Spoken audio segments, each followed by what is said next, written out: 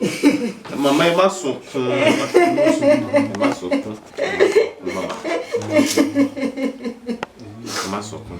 Ìyá àwọn ọmọ yìí ó jẹ́ third born mi. So ó fẹ́ àwọn ìdílé Ọ̀dẹ́nìyí. Níbo ni ìyá wọn wà? Ìyá wọn ti kú August tí ń bọ̀ ní pé ìyá. 16 and 14. Ní August 14 ní pé ìyá àti ìyá wọn kú. Láti òun kọ́. Bàbá ló kọ́kọ́ kú bí ọkọ rẹ̀ ti kú tán tó jáde opó ní èyí àbáyé bóun náà ṣe bẹ̀rẹ̀ àìsàn nìyẹn.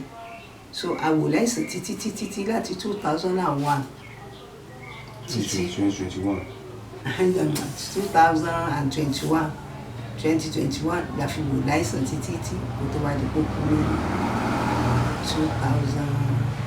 2022. Ìjọ kan pè wá pé ó ṣubú sorry ó kàn slow so ṣáàgbé usage ìrújọ́ ẹ̀ ló dákẹ́ so báwo lè pé ìyàwó dẹ̀ ní iṣẹ́ alègbè bí iṣẹ́ part time ló ń ṣe lọ́yọ̀ọ́ ó máa wálé kọ̀ọ̀kan báwo ló kágbó méjì iṣẹ́ máa ń fún ọ níbi 10,000 lóṣù àwa fi ní kọ́fẹ̀ kan kó ní Ìbàdàn ọmọ ìgbà sí Ọ̀yọ́ bẹ́ẹ̀ pé iṣẹ́ ìyàwó díẹ̀díẹ̀ tó ń ṣe Ọ̀yọ́ ni iṣẹ́ yẹn wà wọ́n lọ liver hospital kan ní Abẹ́òkúta wọ́n lọ kan náà l'Ógbómọ̀ṣọ́ wọ́n lọ kan náà l'Ọ́yọ́ sọ́dọ̀ ìbí lọ́rin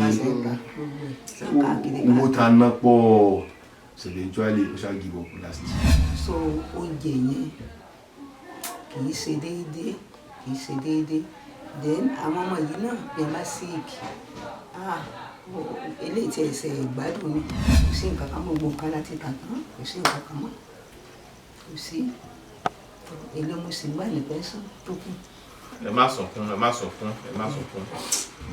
Ọ̀fà táwọn ta àwọn ọmọ yìí pé ọmọ àwọn ní ọ̀bà ìyàwó ẹ̀ gẹ́gẹ́ làwọn ta lọ́fà àwọn ọmọ pé ní ọ̀bà bí Christian nìyí nígbà tá ẹni kọ́ lọ bá ọkọ rẹ̀ àwọn ọmọ yìí kọ́ wọ́n ní kí lọ́ọ́ fà wọn pẹ̀lú àwọn ọmọ kí lọ́ọ́ kàn wọ́n so láti ìgbà yẹn ààrẹ nìkẹ́ni ó béèrè àwọn ọmọ yìí.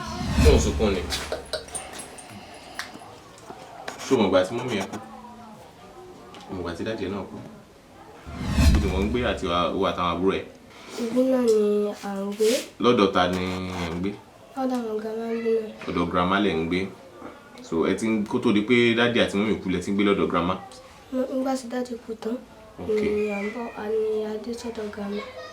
Okay. Nígbà tí dáàdì wa kú mọ́mí wọ́n ní wọ́n sick àbí? Ibo ni mọ́mí náà wá gbà yẹn? Ibi ọ̀dọ̀ grandma náà ni gbogbo wa wà. Okay, ọ̀dọ̀ ọmọ grandma ni gbogbo yín wà. So grandma ló ń tọ́jú mọ́mí. Nígbà tí mọ́mí wa kú tán kí ló ṣẹlẹ̀? Wọ́n ṣàyẹ̀ pé kò sí nǹkan kan nígbà tí wọ́n fi sí gbogbo nǹkan náà láta nígbà tí wọ́n dẹ́kun tó kò dé sí nǹkan kan. Ó dá àwọn ọmọ mẹ́tẹ̀ẹ̀ta yìí sílẹ̀ fún màmá tó jẹ́ grandma. Ẹ̀yin tèmi káàkiri, ẹ̀yin tẹ́ ẹ nífẹ̀ẹ́ mi. Ẹ jọ̀ọ́ tẹ́ ẹ bá nífẹ̀ẹ́ mi lóòótọ́. Tí gbogbo akitiyan bí mo ṣe ń lọ sókè sódò tó ń wu yín lórí gẹ́gẹ́ bẹ́ẹ̀ ṣe máa ń pè mí tẹ́ ń sọ fún mi. Mo fẹ́ kẹ́ ẹ ràn mí lọ́wọ́ lórí àwọn ọmọ wọ̀nyí. Yorùbá Gidi TV. Ẹ bá mi dárúkọ yín bẹ́ẹ̀ ṣe jẹ́ báwọn yẹn ṣe jẹ́ sẹ́yìn. ẹ ṣe kẹsà orúkọ tèmi ní Ìdílé Oyèkán àwọn ọmọ táwọn sọ nípa ẹ àwọn ọmọ àbúrò mi ìyàwó olóbílé mi gangan so àlèkùn níbi niece àti nephew mi so wọ́n mi wà lórí ìjókòó yìí. Màmá orúkọ yín báwo làwọn ọmọ yẹn ṣe jẹ́ sẹ́yìn bá? Èmi ni ìyáàfin Oyèkán ọmọ mi ni wọ́n ìyá wọn jẹ́ third born mi ìyá àwọn ọmọ yìí ó jẹ́ third born mi so ó fẹ́ àwọn ìdílé Ọ̀dẹ́nìyí.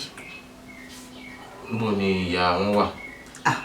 Ìyá wọn ti kú August tí ń bọ̀ ní pé ìyá. 16 and 14. Ní August 14 ní pé ìyá àti ìyá wọn kú. Láti òun kọ́. Bàbá ló kọ́kọ́ kú bí ọkọ rẹ̀ ti kú tán tó jáde opó ní èyí àbáyé bóun náà ṣe bẹ̀rẹ̀ àìsàn nìyẹn. So àwò láìsàn títí láti 2001 títí 2021 2021 la fi wò láìsàn títí kó tó wá di kó kú ní 2022. Báwo ni ọ̀rọ̀ yẹn ṣe ṣẹlẹ̀? Báwo ni? Ẹ ṣé, ẹ jẹ́ kí n sọ láti ìbẹ̀rẹ̀. Ọkọ rẹ̀ ń ṣiṣẹ́ ní Secretariat Ìbàdàn. Kí ló kọ́kọ́? Ayọ̀ Túndé Ọ̀dẹ́níyì. Ó ṣiṣẹ́ ní Ministry of Works, driver ni. So ìjọ kan pè wá pé ó ṣubú, ó kàn slow, so ṣáàgbé usage ìròjọ́ ẹ̀ ló dákẹ́. So báwo lè pé ìyàwó dẹ̀ ní iṣẹ́ alègbè bí iṣẹ́ part time ló ń ṣe lọ́yọ̀ọ́, ó máa wálé kọ̀ọ̀kan. Báwo ló ká gbogbo ìṣiṣẹ́ máa ń fún níbi 10,000 lóṣù. Àwa fi ní kọ́fẹ̀ kan kó ní Ìbàdàn, wọ́n gbà sí Ọ̀yọ́ wípé pé iṣẹ́ ìyàwó díẹ̀díẹ̀ tó ń ṣe Ọ̀yọ́ ni iṣẹ́ yẹn wà. So wọ́n yí tọkọ ti kú, àwọn fámìlì ọkọ wọn yọjú sí wa, wọn ti ẹ̀ béèrè àwọn ọmọ, wọn béèrè ìyá, wọn béèrè àwọn ọmọ. So àwa la ń tọ́jú wọn. So immediately tí ó jáde òkú ọkọ kú ní 2019 àti bóyá November 1 October 29 November 29 ọkọ ṣàkù. So bí 2019, so ìyí àtúnyọ ìyàwó jáde òkú tán báyìí ó ṣe bẹ̀rẹ̀ sickness yìí. Ìta àti ẹ̀kọ́kọ́ ń pè ní ọ́sà tó rá sọ pé inú ń ta òun, inú ń kan òun. So symptoms ọ́sà ni ó mú wá tí wọ́n ń tọ́jú ẹ̀.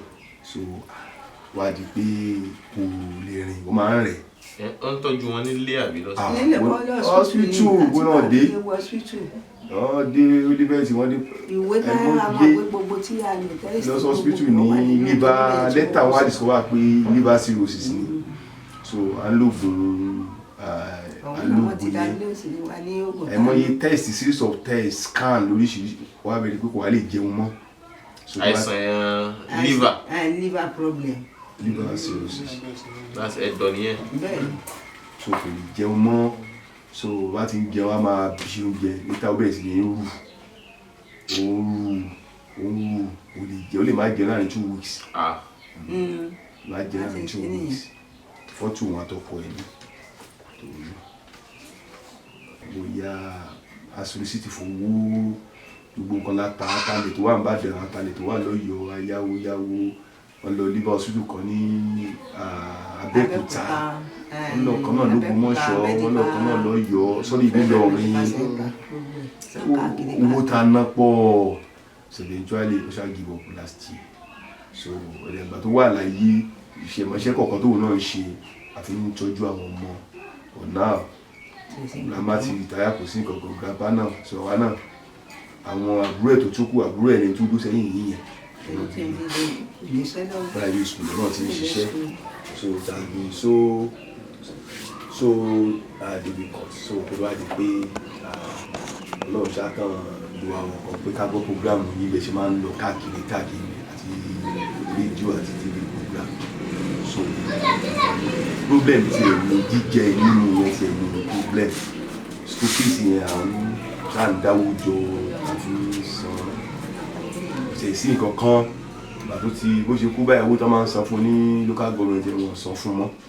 Ọkọ̀ náà gratuity ọkọ̀ náà wàhálà yẹn ti ẹ̀ pọ̀. Látọ̀dún wọlé tí ń process gratuity ọkọ̀. Láti 2020 gbé wá lọ́wọ́ mi, everything wá lọ́wọ́ mi. Wọ́n ní ká gba gazette, àgbà gbogbo ẹ̀.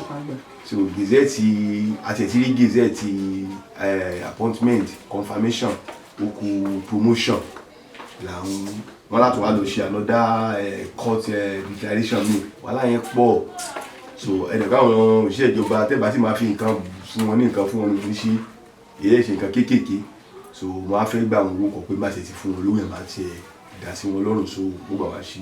So 2020 láti bẹ̀rẹ̀ torí táìmù tó kọ́ kú àṣẹ lè máa ṣe ṣùgbọ́n tó kọ́ tó ìyá parí ó tó di pé a bẹ̀rẹ̀ sí process lọ́sí àti tí ò di bàbá ẹ̀. Ṣáwọn míì ti ń rí gratuity yẹn gbà tó ṣẹlẹ̀ ní pé lọ́yọ̀ state gómìnà kò sówó dáadáa so any deduction gan àwọn èèyàn deduction gbà ká tó wá ní so àwọn èèyàn tí ì rí ọ̀pọ̀lọpọ̀ tí ì wú yẹn gbà. àwọn kan sọ fún wa wọn ní bí ó ṣe yẹ pé bí tiẹ̀ ṣe rí yẹn wọ́n yẹ pé sọ́dọ̀ bí ẹ̀ ti ní. ẹ sọ̀rọ̀ sókè yẹn.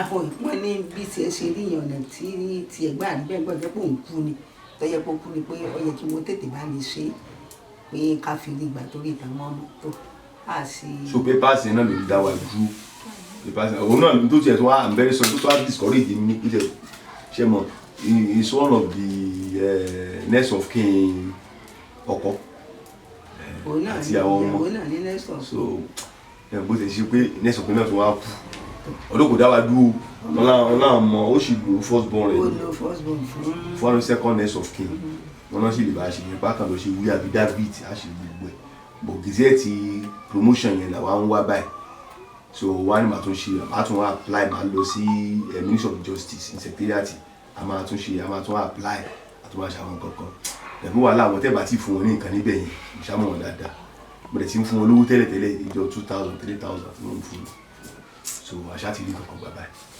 so things are been so difficult particularly feeding yẹn ti ẹ̀ ní problem so la fi ní tábàárí àgbàgbọ́ pé ọlọ́run á lò mí fún wọn gbàrà lèmi wà mọ́níyà lèmi gbé tèmi sọ kí mi náà máa communicate yìí so báyọ̀ pé ti wà lọ́yọ̀ báyìí tí máa ní kí n lọ wọkọ̀ kò ní yá ẹlẹ́ máa lu wà náà wà lọ́yọ̀ so wà lẹ́yìn kí n gbọ́kọ̀ wà àwọn èèyàn wá pọ̀ lójú ọ̀nà àwọn ọlọ́pàá wọn ká máa dà ẹ̀ so kí fẹ́ kan gbé báyìí wọ́n fi sáré bọ̀ wà báyìí. so mama ẹ ṣàlàyé àwọn ìgbìyànjú yín àtàwọn ìpèníjà tẹ́ ti rí lórí àwọn ọmọ yìí àti nǹkan tẹ́ fẹ́ gan.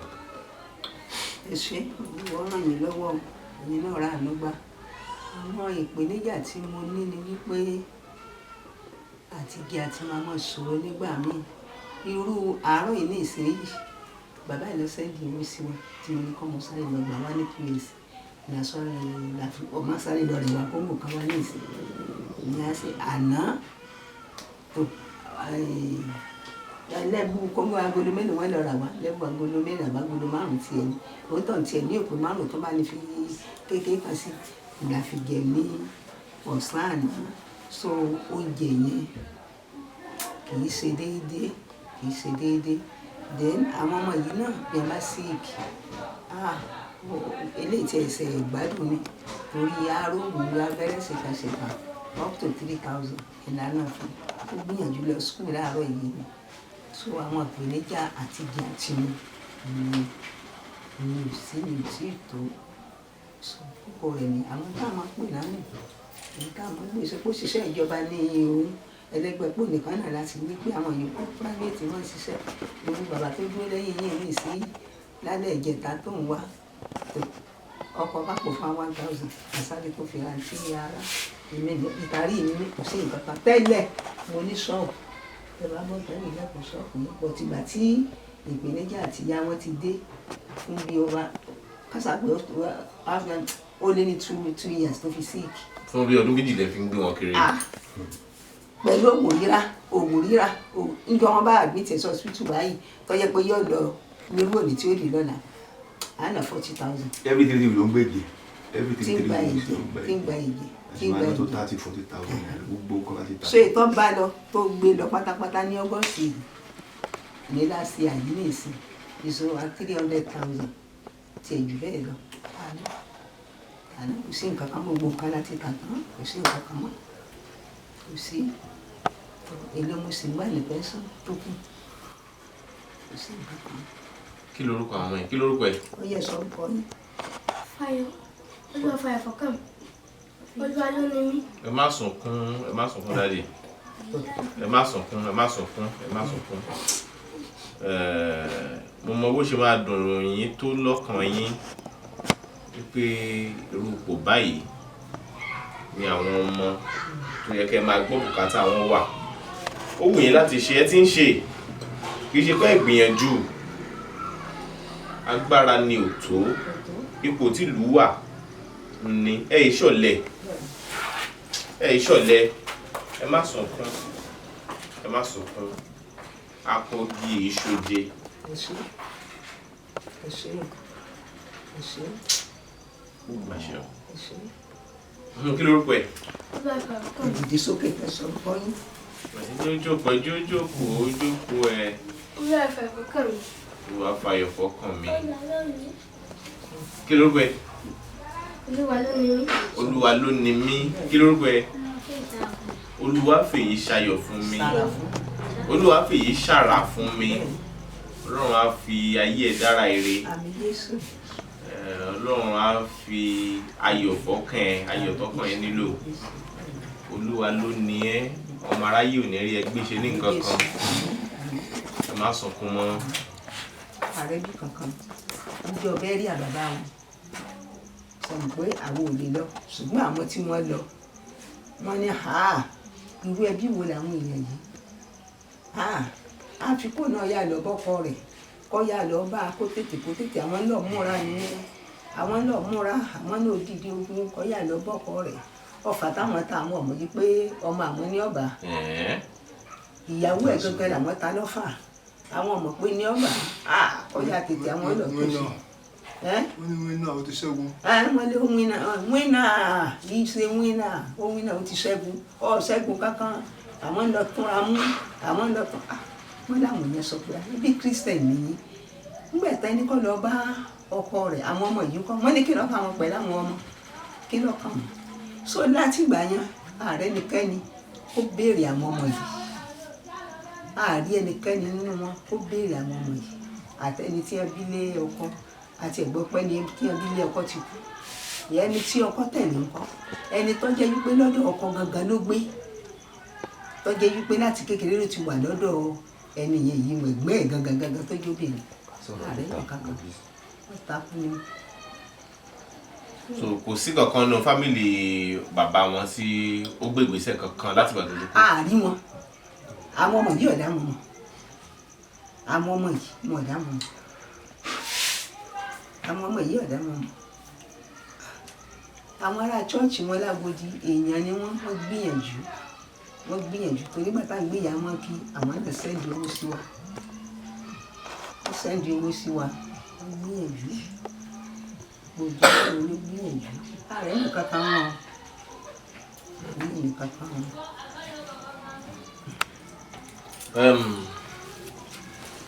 Olúwa fayọ̀ fọ́kàn mi wá. Jókòó báyìí.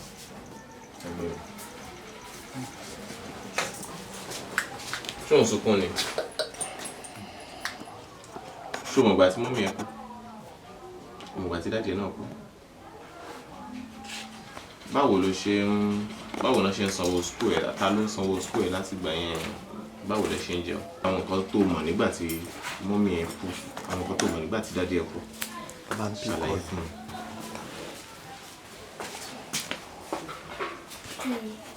Wọ́n ṣàpàdé pé àti sanwó skul wọ́n kàn bọ́ fún ní rìsíìtì ní skul. Jẹ́ kó ṣàlàyé nígbà tí wọ́n kú, nígbà tó máa kú, ìgbà tí dáàdì ẹ máa kú, tí mọ́mí máa kú, ibo làwọn ń gbé? Ibo ni wọ́n ń gbé àti owó àtàwọn àbúrò ẹ̀? Ibi náà ni à ń gbé. Lọ́dọ̀ ta ni ẹ̀ ń gbé? Lọ́dọ̀ àwọn grandma ń gbé náà. Ọ̀dọ̀ grandma lẹ̀ ń gbé. So ẹ ti ń kó tó di pé dáàdì àti mọ́mí kú lẹ ti ń gbé lọ́dọ̀ grandma? Nígbà tí dáàdì kú tán ni à ń bọ̀ àní adé sọ́dọ̀ grandma. Okay. Nígbà tí dáàdì wa kú, mọ́mí wọ́n ní wọ́n sick àbí? Ibo ni mọ́mí náà wá gbà yẹn? Ibi ọ̀dọ̀ grandma náà ni gbogbo wa wà. Okay, ọ̀dọ̀ ọmọ grandma ni gbogbo yín wà. So grandma ló ń tọ́jú mọ́mí. Nígbà tí mọ́mí wa kú tán, kí ló ṣẹlẹ̀? Wọ́n ṣàyẹ̀ pé kò sí nǹkan kan nígbà tí wọ́n fi sí gbogbo nǹkan náà láta nígbà tí wọ́n dẹ́kun tó kò dé sí nǹkan kan. Gbogbo àwọn property lẹ tà nígbà tí wọ́n sick. Àwọn wo ló wá ń sanwó school ẹ̀? Ṣé àwọn family dáàdì ẹ̀ ló ń sanwó school ẹ̀? Àwọn wo ló ń báwo lẹ ṣe ń jẹun? Tó rán ní màmá ti retire. Báwo lẹ ṣe wá ń jẹun báyìí? Báwo lẹ ṣe ń live? Ta ló ń san? Àwọn wo ló ń sanwó school ẹ̀? Àwọn ni wọ́n sọ. Ta ni? Ok, bùrọ̀dá tó jókòó yẹn, kí lorúkọ tiwọn? Báwo náà lẹ ṣe jẹ́ sí ẹ? Àwọn ni wọ́n tẹ̀lé mọ́mí. Ok, àbúrò mọ́mí ẹ̀. Bẹ́ẹ̀. àwọn máa sanwó school ẹ̀. Okay. Màmá mo kí yẹn kú gbìyànjú. Àwọn ọmọ yẹn jẹ́ ọmọ mẹ́ta ni wọ́n àbí? Mẹ́ta ni wọ́n.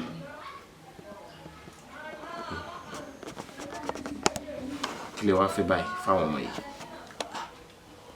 àánú náà ni mo béèrè fún bóyá àti màmá. Màmá mo rí pójú yín léròrò. Ẹ má sunkún. Ẹ má sunkún. onímọ̀ léròrò ẹ̀kọ́ kábà. Ó yé mi. Ṣé ra àwọn ọmọ yìí wọ́n sì ń bọ̀ wá pa yín lẹ́rìn o. Àwọn ọmọ yìí sì ń bọ̀ wá fún yín láyọ̀. Torí ẹ ò pa wọ́n tì lénìí. Nígbà tí ọjọ́ ogbó bá dé jù báyìí lọ, àwọn náà ò ní pa yín tì o. Àwọn ọmọ yẹn máa nítumọ̀. Àwọn ọmọ yẹn máa yàn, wọ́n máa yanjú. Wọ́n máa débi gíga pẹ̀lú àṣẹ Ọlọ́run. Àwa máa ṣe ni pé lára àwọn owó táwọn kan fi ṣàtìlẹ́yìn fún wa ká tó kúrò níbí máa fún yín 100,000 naira. So no, ẹ má dọ̀bálẹ̀. Màá kàn fi àsìkò yìí máa fi bẹ ẹ̀yin èèyàn mi káàkiri orílẹ̀-èdè àgbáyé. Mo bẹ̀ yín ẹ jọ̀ọ́. Gbogbo ọ̀nà tí má bọ̀ àbúrò mi, gbogbo àwọn ọ̀nà tí Ọlọ́run bá fi sí yín lọ́kàn láti ran àwọn ọmọ yìí lọ́wọ́, láti ran àwọn ọ̀rẹ́ mi yìí lọ́wọ́, ẹ jọ̀ọ́ ẹ kọ́wọ́ tì wá lẹ́yìn láti ṣe fún wọn. Tó bá jẹ́ pé Ọlọ́run fi sí yín lọ́kàn láti rán bójẹ́ ọkàn lè wù yín láti máa sanwó school ẹ̀, kì í ṣe pé mọ̀lẹ́bí yóò gbìyànjú o, ṣùgbọ́n tí ìlú yìí dà téèyàn bá jáde wọ́n ń ṣọ̀lẹ. Màmá náà ní ṣọ́ọ̀pù ṣùgbọ́n ikú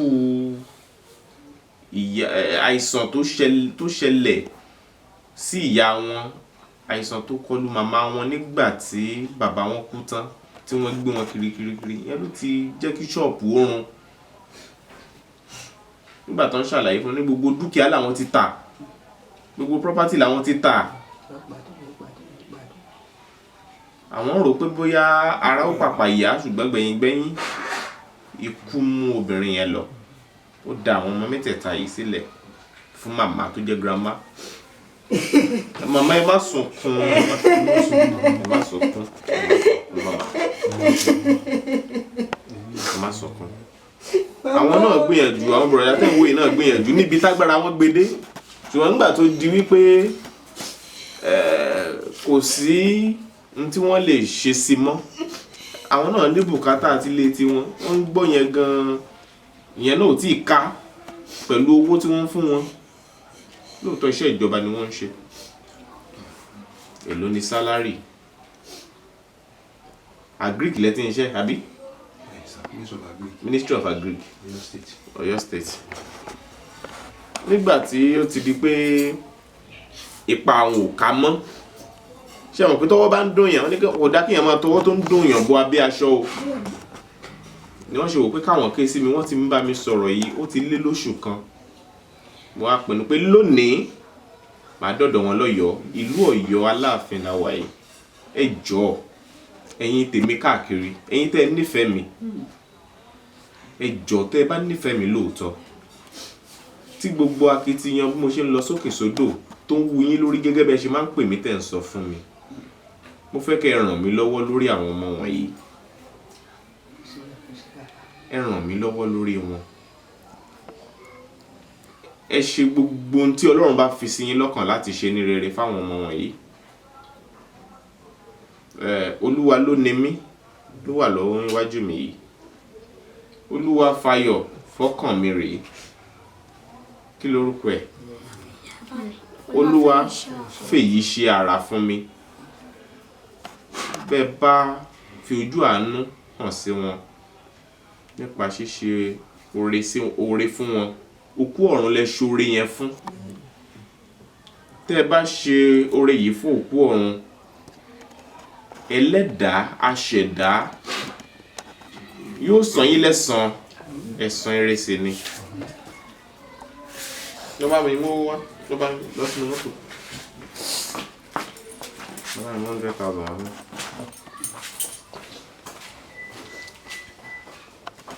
Màmá, ìrírí ayé wọ́n ní kò lè sí nípa ṣe ló ń fagbára fún ni. Ìṣẹ̀lẹ̀ tó ṣẹlẹ̀ yìí mo mọ bó ṣe máa jẹ́ ọgbẹ́ lọ́kàn yín sí. Kò sí abiyamọ náà láyé yìí tó wù kí ọmọ ẹ̀ ṣáájú ẹ̀ lọ. Ṣùgbọ́n èyí ti ṣẹlẹ̀ náà àfi ká gbà fọ́lọ́run.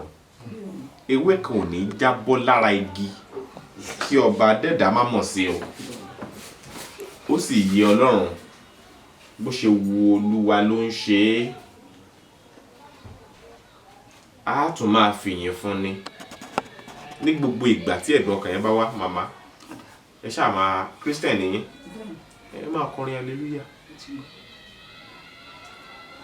ní gbogbo ìgbà. Ṣé àwọn pé tó dùn yàn lọ́kàn ni, tó bá yàn lọ́kàn jẹ́ ni, ṣùgbọ́n ẹ máa kọ orin hallelujah torí Christian ni yín. Bá jẹ́ mùsùlùmí náà ni, bí jẹ́ mùsùlùmí ni ẹ́, ó wà ní ìṣòro, alhamdulillah ni kó máa ṣe ní gbogbo ìgbà. Ṣáà máa ṣe alhamdulillah. Kò rọrùn lóòótọ́, ṣáà máa ṣe. Bí orin Tọ́pẹ́ Àlàbí, ó ní hallelujah lórin tí n ó máa kọ. Hallelujah síwọ Ọlọ́run mi. Orin hallelujah ni wọ́n bá wọn tọ̀run kọ. Bó jẹ́ oníṣẹ̀ṣe, ṣáà máa fọpẹ́ fún Elédùà torí ó gbọ́n ju gbogbo ẹ̀dá lọ. Gbogbo nǹkan yé, ó fààyè gbà kó ṣẹlẹ̀. Ikú mú bàbá lọ, ikú tún mú ìyá náà lọ. Àwọn ọmọ wa wà lákàtà grandma, rìtàyàrí òṣìṣẹ́ fẹ̀yìntì. Olóyìn ṣóòkà ẹgbà ẹ̀ka ká mọ irú wà ń bẹ̀. No. Ẹ̀ka káwé irú wà ń bẹ̀. So kí ẹ bá pé. Gbomi lójú mi. Gbomi lójú mi. Pẹ̀lú àṣẹ Ọlọ́run. Gbomi lójú mi. Pẹ̀lú àṣẹ Ọlọ́run, Ọlọ́run á dùn yín nú. Mo dẹ̀ nígbàgbọ́ wípé àwọn tó ń wò mí yìí wọ́n á rán mi sí yín.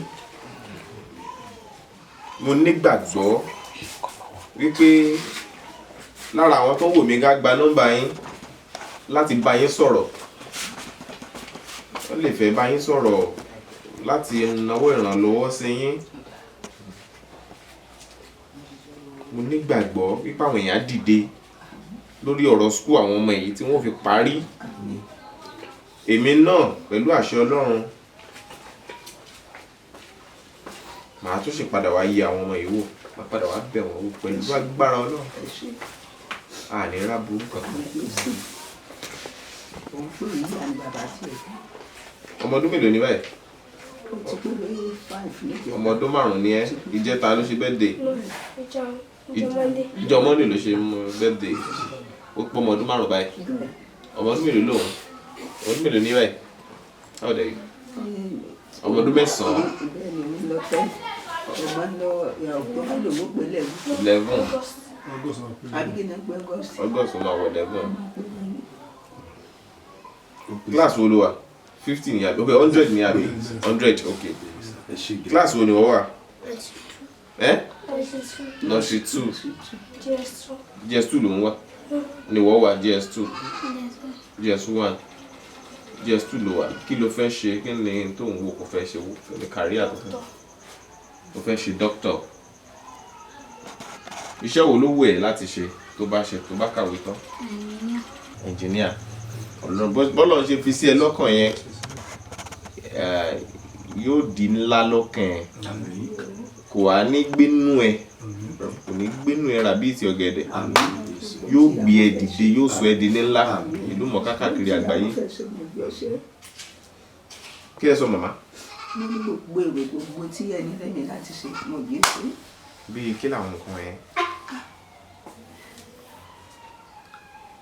Tí ẹni lẹ́mi ní pé òun fẹ́ fún mi lówó tí màmá fi tajà ní ṣọ́ọ̀bù yẹn pé ṣọ́ọ̀bù yẹn òun fẹ́ kó kún ju bó ṣe wà tẹ́lẹ̀ lọ nígbà yẹn pé ló ṣọ́ọ̀bù fún iṣẹ́ nígbà tó wà ní local government bẹ́ẹ̀ pé ẹni sùúrù ẹ̀sán máa fara dà ní ìgbẹ́ ìjọba ti dá ní ìsìn ẹ̀dì yàtọ̀ máa fún mi lówó. Graduate kúrò náà ní dìgírì rẹ̀ lọ́wọ́ ṣùgbọ́n máa ti ń ṣiṣẹ́ bó ṣe ní interview pẹ̀lú àwọn tí Ṣèyí Mákindé gbà lẹ́nu ọjọ́ mẹ́ta yìí ó ṣe interview pẹ̀lú wọn tí ẹ sì máa yí òṣìṣẹ́ orí àìsàn ló wà. Orí àìsàn ló wà. Wọ́n ti mú wọn pé kí wọ́n bẹ̀rẹ̀ iṣẹ́ láìsàn bá dé. Àwọn Tesco. Kí ló fẹ́ ṣe tó bá dàgbà? Art. O máa ń yàwòrán àbí irú àti wo? Ṣórin ni àbí o máa ń draw? O máa ń draw nǹkan. Òun ló ń fẹ́ ṣe doctor. Òun ló ń fẹ́ ṣe engineer. Òun ní art. Ọlọ́run á mú kí àwọn èrò rere tó wà lọ́kàn yín kó di ní ńlá kó sì ní ìmúṣẹ. So ẹ bá mi manage 100,000 yẹn láti fi ra oúnjẹ sílé. Mọ́mì no rárá mọ́mì ẹ̀jọ̀ mọ́mì ẹ̀jọ̀ àmì mọ́mì ẹ̀jọ̀ wà nínú ayé yìí ọwọ́ Ọlọ́run wà nínú ayé yìí kò ní fi ní sílẹ̀ bẹ́ẹ̀ tí lọ́tẹ̀ ìwọ ẹ̀ mọ̀ láàánú ìrìnàjò ìgbà àánú ìrìnàjò ẹ̀ mọ̀ rí bẹ́ẹ̀ ní ṣubú àwọn ẹni yìí ò ní dúró ọ̀nà yín kò ní jí yín gbé o kò ní jí yín gbé o fún oore dá ìṣe kiri yìí lórúkọ Jésù oore tó pọ̀ Ọlọ́run yóò fi wá ayé rí yóò fi wá ayé rí ẹ ṣe àwọn ọmọ yìí ò ní mọ̀ nira ẹ̀yin ló ní mọ̀ nira ẹ̀ ní kọjá kò nira ẹ ṣe mo dúpẹ́ púpọ̀ ẹ ṣe gan-an Kúnlé wá pẹ̀lú yín ẹ mọ̀ lẹ́mọ̀ kò láyọ̀ ìnira fún yín èdè ìrànlọ́wọ́ lọ́rùn. Owó yẹn ò ká nǹkan kan but ẹ fi arrange oúnjẹ fún wọn ẹ fi arrange oúnjẹ fún wọn lágbára Ọlọ́run mú padà bọ̀ nílùú yìí mo dẹ̀ mọ̀ pé pípadà bọ̀ mi yóò máa yọ̀ wá fún yín àti fèmí náà lágbára lọ́wọ́ Ọlọ́run. Ẹ jẹ́ ká fọkàn balẹ̀ sọ́dọ̀ Ọlọ́run nìkan. Ẹ má ṣe yọnu ẹ má ṣe yọnu rárá ẹ má ṣe yọnu. Fọ́tò tó síkì yẹn gan-an kò sí yọ. Wọ́n gbà tó síkì. Ìgbà tó síkì yẹn nìyí. Àti nípa tìyàwó nìyẹn. Má ṣe o.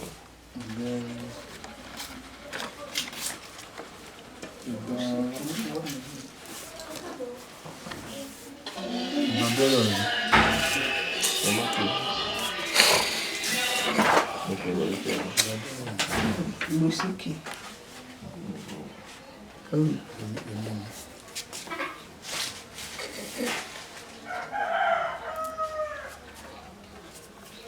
Eniyan ẹ o. Bẹ́ẹ̀ bá rí nígbà wedding mu nígbà pé yẹn ṣe society wedding bẹ́ẹ̀ lórí fọ́tò gbogbo yẹn náà bẹ́ẹ̀ ní ilé. Ìjìjà ń bá yà. Ìjìjà àmọ̀ pé n tí ó lẹ́yìn ni àmọ̀ ọkàn sí bí wọ́n yà méjì kan kọjá lásán. Òun náà jí lọ bá ní session. So after first, kan tó bí first marriage. Àwọn bíi 3 or 3 years náà ṣe wedding. 3 years. Ta ló wà ní fọ́tò ilé ìtàrí?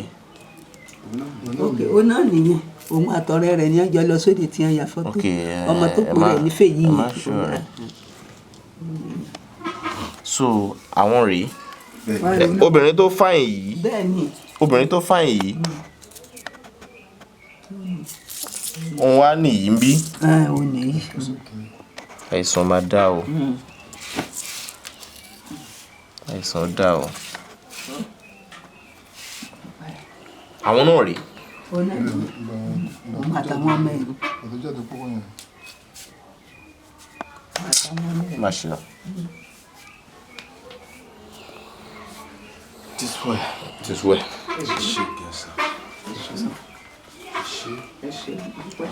Agbára Ọlọ́run máa tún yọjú sí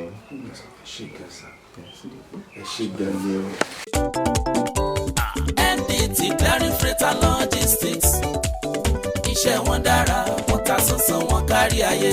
NDT Clearing Freight and Logistics. Bá a ṣe kárí ayé, bẹ́ẹ̀ ni òye iṣẹ́ yé wa. Cargo services wá dúró tán láti Nàìjíríà. A ó bá yín gbé nǹkan ránṣẹ́ sí àwọn èèyàn yín ní Europe, UK, US, Canada, Asia, lọ bẹ́ẹ̀. Gààrí, epo pupa, ẹ̀gúsí, ẹja gbígbẹ, ìgbín, irú, àpọ̀n, aṣọ, ìlẹ̀kẹ̀, àwọn ìwé tó ṣe pàtàkì àti bẹ́ẹ̀ bẹ́ẹ̀ lọ. Kò tán síbẹ̀. MDT Clearing Services lékè téńté. Àṣẹ tó ń tẹ̀jọba tá a gbà. Ó ń mú àwọn èèyàn yàn wá láàyò láti port. Ọwọ́ kan ni MDT á clear kọ̀ńténà yín jáde fún yín. Bó ṣe kọ̀ńténà tó kún fún káà lóríṣiríṣi tàbí ohun mìíràn. Àwọn òṣìṣẹ́ wa kọ̀ lálá. Professionalism wa kò lẹ́gbẹ́. MDT doorstep delivery service náà ò gbẹ́yìn. Níbikíbi lágbàáyé, àwa gbé ọjà yín fún yín lẹ́nu ọ̀nà yín. MDT tún bá ní rajà. Product sourcing. Ìyẹn ni pé à á ràn yín lọ́wọ́ láti ra ohun tí ẹ fẹ́. À á sì fi ránṣẹ́ sí yín ní kánmọ́ kóbó. Ní MDT Clearing Freight and Logistics. Akájú ẹ̀, àtò, àlétò. Iṣẹ́ wa yàn, ó yanjú lówó péréte. Ẹ máa bọ̀ lólùléeṣẹ́ MDT ní nọ́mbà 22 Latif Salami Street, Ajao Estate, Ìkẹjà, Lagos. A sì tún ní ẹ̀ka káàkiri orílẹ̀-èdè Nàìjíríà. Ẹ bá wa sọ̀rọ̀ 0818-231-1480 àti 0912-907-4004. Bákan náà, ilé-iṣẹ́ MDT lókè òkun wà ní Toronto, Canada. Please call +1647-289-5364. Website www.mdtfreights.com. MDT Clearing, Freight and Logistics. Assure delivery. Bàbá Aládò ọmọ àgbáhùn lálá tí ń pàṣẹ ògùn warawara. Bíná bá rómi àgbàgbé ilé tó fẹ́ jó. Bẹ́ẹ̀ tó bá rómi àgbàgbé ariwo tó fẹ́ pa. Bí ṣòro bá fojú kan bàbá Aládò, gbogbo gànàgànà ara àṣòro á sì balẹ̀ pẹ̀sẹ̀. Bí ìgbà ògùn náà bá bọ́ sómi tó dákẹ́jẹ́. Kí ni ìṣòro tó sọra ẹ̀ di ọ̀rẹ́ ìmùlẹ̀ sí Ọlọ́run? Àìsàn wo ló ń ṣe ọ tó ń lọ tó ń bọ̀? Tó ní dandan lá ọ̀run oṣù ní àparò kú sí. Bàbá Aládò fúnra ẹ̀ kún ọkọ̀ òkè. Ògbóǹtarìgì nínú ká fi ewé àti egbò tú ọ̀pọ̀lọpọ̀ sílẹ̀. Bàbá Aládò fúnra ẹ̀ ó ti dé láti abúlé Aládò, ìlú olórí méje ní ìlú Ìbàrìbà. Ó ṣe pàtàkì kí o tètè kàn sí bàbá Aládò. Wọ́n bá yín fojú inú fojú àgbà wo tí ń yọ yín lẹ́nu lágọ̀ọ́ ara. Pẹ̀lú àwọn irinṣẹ́ ìgbàlódé. Ẹ má sì gbàgbé àwọn egbòogi wa tó gbàṣẹ gbòǹtẹ̀ ìjọba. Lego herbal mixture àti Osconto capsule. Èyí tẹ̀ ń rírà láwọn fámásì káàkiri. Ẹ máa pe bàbá Aládò 08028121088.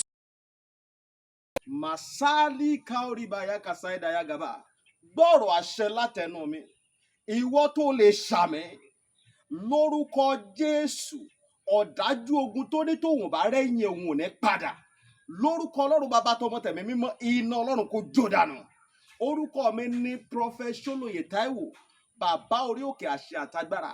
Látorí òkè àṣẹ àtagbára tó wà ní Gbẹ́ńkú area, Olódó garage nílùú Ìbàdàn.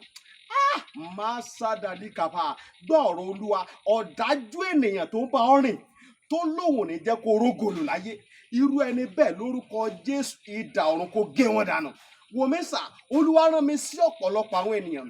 Kí ni t'Olúwa dẹ̀ fi rán mi sí ọ? Òun náà ni pé má sọ ìrètí nù. Dádì àti mọ́mì jọ̀ọ́, mo bẹ̀ ọ́, ó lè ti gbàdúrà lóòótọ́, ó lè ti gbààwẹ̀ lóòótọ́, ó lè ti lọ oríṣiríṣi orí òkè lóòótọ́, ṣùgbọ́n sá Olúwa ní kí n sọ fún ọ pé gbogbo ohun tó ń béèrè tó ti rí yẹn má sọ̀rọ̀ ìtínú.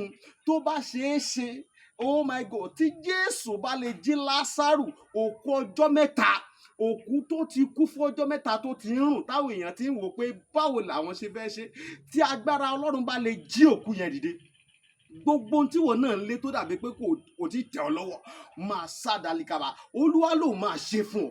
Gbọ́ mi sà, ṣé ìgbéyàwó tiẹ̀ gangan òun ló dàrú ni? Oh my God, ṣé iṣẹ́ lòun wá tó ò tí ì rí?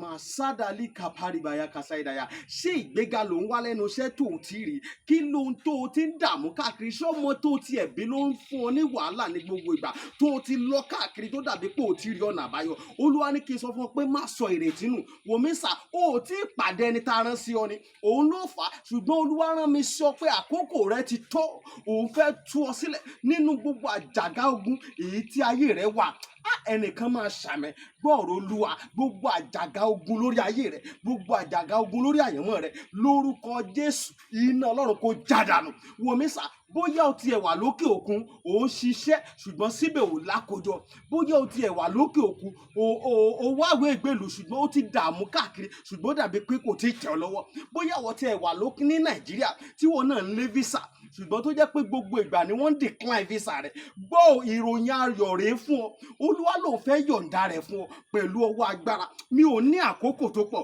ṣùgbọ́n tólúwa rán mi ní sí ọ ni pé jẹ́ àjọ gbàdúrà papọ̀ jẹ́ àjọ wá ojú olúwa kí ni orísun ogun tó ń jà ọ́ gan wọn ò tí ì rí orísun ogun tó ń jà ọ́ ló fi dàbí pé kò tí ì sí ọ̀nà àbáyọ jẹ́ kí n gbàdúrà pẹ̀lú rẹ jẹ́ n ṣọ́nà fún ọ tí olúwa bá sọ fún mi lórí ọ̀rọ̀ ayé rẹ ìwọ náà jájọ gbàdúrà lé lórí kó wá wò pé ṣé lóòótọ́ ṣé wòlíì ni mo pè ní àbí kì í ṣe wòlíì wòmísà tó o bá pe wòlíì ìwọ kọ́ ni wàá ṣàlàyé orísun ogun tó ń jà ọ́ wòlíì lolúwa máa mí sí tí ó sọ àṣírí ogun tó ń jà ọ́ tí wàá sì rí i pé lóòótọ́ àṣẹ ni tọ́lọ́run rán sí mi rèé wòmísà ọ̀pọ̀lọpọ̀ àwọn ìyanu ló ń ṣẹlẹ̀ lórí òkè tí mo ti ń bá ọ sọ̀rọ̀ yìí ṣùgbọ́n mélòó ni mo fẹ́ tẹnubọ̀ nínú àwọn ìyanu tó ń ṣẹlẹ̀ ṣùgbọ́n wọn náà lè gbìyànjú jájọ gbàdúrà má jẹ́ kó sú ọ jájọ gbàdúrà mo máa ń sọ ní gbogbo ibi tí n bá dé màá sọ fún ọ pé ọjọ́ tó bá lọ sọ pé ò ṣe mọ́ ìjọ ẹ̀ báyìí náà lógun ti borí ayé yẹn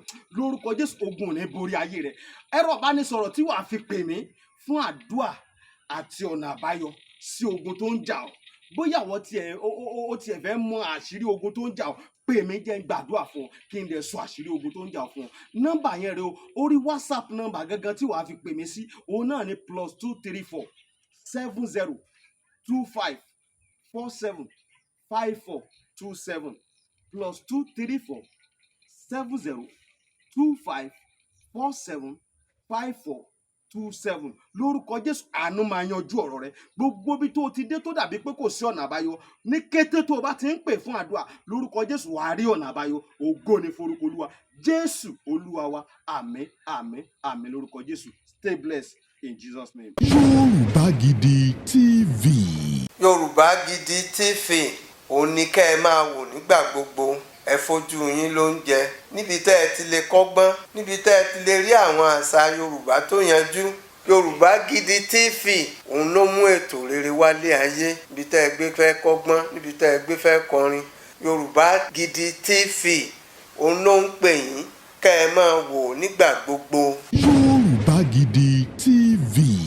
ibi tá a ti ń fún yín láwọn nǹkan tẹ́ ẹ fẹ́ àwọn nǹkan tó ṣàǹfààní tó yẹ kẹ́ ẹ máa wò nígbà gbogbo nígbàkigbà ìbẹ̀lẹ̀ wà yìí máa subscribe sí